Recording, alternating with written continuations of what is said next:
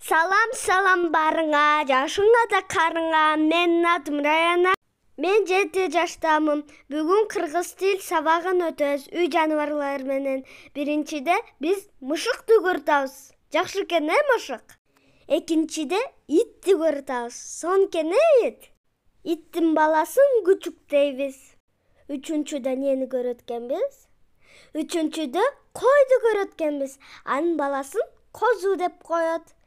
Үчүнчүдө, кечирип койгула. Төртүнчүдө корозду көрүтабыз.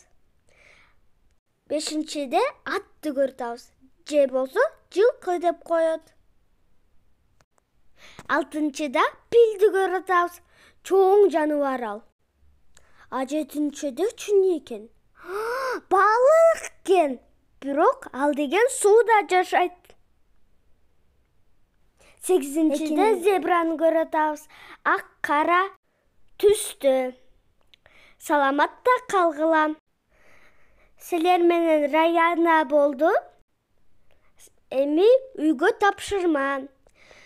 Ошол жаныбарлардын сүрөтүн тартып келесиңер.